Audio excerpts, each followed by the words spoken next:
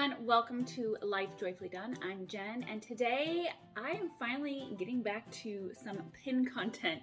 I haven't done something like this in a while, so I hope you enjoy it. We are going to put together some inexpensive ways to showcase your pins and hang them up on the wall. Here is one of the finished products here, and you're probably not going to believe me, but this here, not including the pins of course, but just the frame and the matting, only cost me a total of less than $10. Yeah, so let's get to it, guys. First thing we have to do is show you guys where I got these mats, or tell you, I suppose. These are actually from the Dollar Tree. They have two different versions.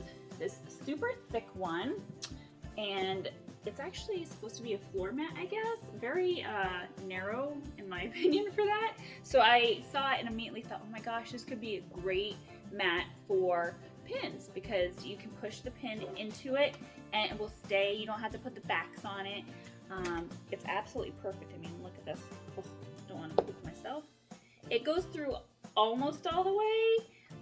If you ran your fingers over the back, you would feel it, but it's not really, really bad. Very secure, not gonna fall off, which I've had that problem with other options that I've used in the past. So I thought perfect and inexpensive. They also have the option for a thinner mat there. I've used this already for something else. As you can see, it's already cut. This one I would recommend putting the backs on because it is so thin. You don't want them to fall off of there. And I did struggle a little bit with getting these Mickey backs to stay on. They kept falling off. So I ended up using some backs from our Destination Imagination pins. They're the ones that you kind of pinch together. They're metal and you put on there. So that's what I used on the back of, not these because I used the thick mat, but I used it for my Wally board. And anyway, back to what we're doing here. Just something I thought you might want to know in case you do try this and you'll be like, Jen, they keep falling off of this thin mat. Now you know the trick.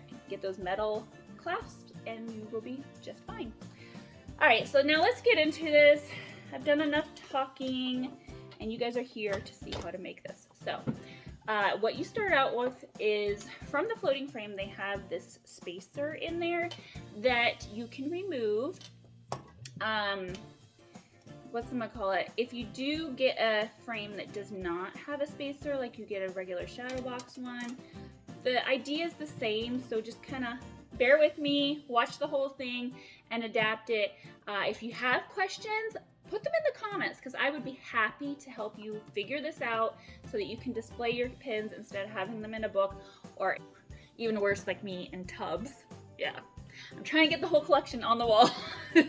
And this is perfect. So I'm just gonna line it up to the corners of the mat so I don't have to do nearly as much cutting, because I will say that these mats are tough to cut through because they are so thick. So I have these like shears that are meant for cutting branches, and it has worked really well. It's still kind of tough, but it does do a better job than scissors will for sure.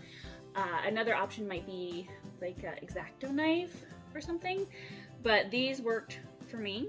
So there's that. We're gonna just trace the outside of this. Now, if you don't have a frame that came with one of these, I suggest using the glass that goes in the frame so that you make sure that you get it to the very edge of the frame so that they don't slip out. I'll show you the back of this real quick. So for this one, I cut it a little short, and luckily it's got these tabs to lock it into place, but because it's a little short, it kind of moves in the frame a little bit. I don't know if you guys can see that, but it's just not even a 1/4 of an inch of space, but it makes it move around. So what I'm probably gonna do is put a spacer, something in there to make it stay in place. Again, you know, you learn as you go, right?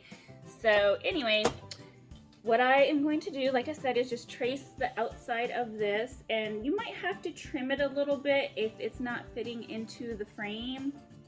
Not a huge deal. Here's the fun part. Gotta use those muscles to cut this mat.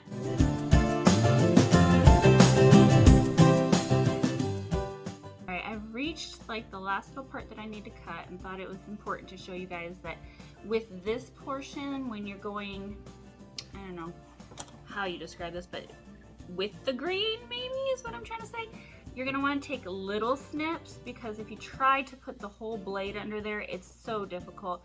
So if you just put the very tip of the blade underneath there, it makes it a lot easier to snip. All cut out and ready to go. It was quite the workout, but we got it done. So now I guess I should show you the frame that I picked up. I got this from a local store called Ross. I don't know if you have one, but if you don't have a Ross, check a Marshall's, a TJ Maxx. I find the frames are a lot less expensive there than even using a coupon at Michael's or Joann's. So this frame only cost me $7.99. It's a floating frame like I've been talking about. And if you're doing the math, $7.99 and $1.25 for this, and you have a beautiful place to display your frames. Under $10, guys, under $10. Isn't that incredible? I'm so glad that I found these items and used my brain and put that together.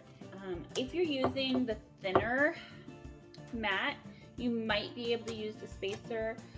Again, some frames might not even come with this, which is fine. You just got to adapt. And then I pop out, because it is a floating frame, it does have 2 pieces of glass. I'm going to pop out the bottom one because we don't need that. And I've already started brainstorming what I'm going to do with the extra glass that I have, because I got several of these frames, we'll put it that way, because they were so, cost effective. And so I've already started thinking about making some faux stained glass items. And if you guys haven't seen me do that before, I do have a video on our website, on our YouTube channel, where I make one of Pluto. It was so much fun, and I'm actually thinking about doing an update. So if you'd like to see that, comment below, because I've learned a few new tricks. So it's always nice to share that knowledge with you all. No, I haven't done it in a long time. So now we've gotten that extra piece of glass out. All right, and I'm actually gonna go ahead and just set the frame aside so that we can work with the pins. The beautiful, beautiful pins. I love it. And this is just kind of however you feel you want them to be arranged. I'm hoping to grow our Meet the Robinsons collection. So I think I'm gonna center these so that we can then put any additional pins as a buffer or a border around the main set of these, which are WDI pins. Those kind of pins are very hard to get your hands on. They're only sold to cast members, so yeah, very hard to get, and they're a limited edition of just 250. Very fortunate to have found several people to help me out with this. I have them where I want them, so let's go ahead and get them pressed in. I will say, when you're doing this, be sure to use equal pressure on them, because the mat is super thick and you don't want to bend your pin posts here on the back. They do come out very easily if you need to rearrange, change the spacing and such, just like I'm about to do. I think that's a little bit better. So let's secure our main lady right here in the middle. There we go. Right there. Oh gosh, I can't wait to add more to this collection. There are not very many Meet the Robinson pins. So if you guys have some for trade, please reach out to me on our Instagram, which is Joyfully Dunn. I would absolutely love to add to this.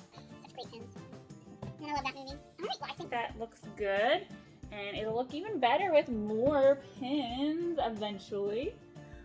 Good. All right, so now what we need to do is grab our frame, and again I took out the extra glass and the spacer. We just got one pane of glass in here, and you simply just sorry guys, lay in there. You see how the pins are not coming off? It's because the pad is so thick. I'm just gonna lay it in here and hope that I did a good job cutting this to fit in the back of this. I will say a lot of times I end up having to trim a little bit. Oh, and you know what else I should make sure? That I have the pins right side up as I do. Sometimes I put these in upside down, not paying attention to the place it's going to hang on the wall. got that covered this time. All right, there we go. Let's see here. There we go. All right, I think I did a pretty good job this time. Yay! Practice makes perfect. All right, and then you're gonna just use the what are these called? I don't even know. You guys tell me what they're called. But the things to secure the mat to the frame here. And there is a bit of space between these little doohickeys and the mat, so it doesn't sit exactly like locked in, I guess you would say. So when you're hanging it up on the wall, just keep that in mind. Now this one, it looks like I cut it pretty tightly, so it's not shifting up and down in the frame, which is great. All right, guys, I think this turned out absolutely beautiful, and I cannot wait to add to this collection. Just look at that. Now, I will say, as I mentioned earlier, if you guys are worried about how it looks or you're worried about the pins getting scratched, use that thinner mat. The backs that I'm talking about, because I felt like maybe I should show you what I'm saying because I'm not the best with my words sometimes, are these metal clasps. You can pick them up on Amazon, but also if you collect Loungefly pins, I'm sure you have a bucket of them somewhere. All you have to do is press that pin through and then pinch the little butterfly wings, I call them, and secure it, and then that pin will not be falling off of there. Let me do the second one just so you guys can see and believe what I'm telling you. All right, so we've got the clasps on there, and look at that, not falling off. He is secure. Now, I will say if you have pins that open, like, you know, I've got this Piglet's Big Movie 20th anniversary pin, and it's like a little book, and there's several Disney pins out there that are like this, and sometimes you want to be able to open them up and look at them without having to like take the back off of your frame and this, that, and the other. So I use the same method, secure them with this, with the thinner mat. I suppose you could use the thicker mat too if you wanted, because what I do in this situation where I've got pins that I want to be able to open up or slide, whatever the case may be, I just take the glass out of the frame and let it just sit in there behind as is. Like, don't even worry about it. Who needs the glass, right? It's more fun to play with your pins. Alright guys, that is all I have for you today. I really hope you enjoyed this video and learned something new. If you have questions, again, put them down in the comments. Reach out to me on Instagram. I love talking with you guys, and I would love to see your collections, how you display your pins. Let's share our ideas and get these pins up on the wall. Thanks so much for watching, guys. Bye.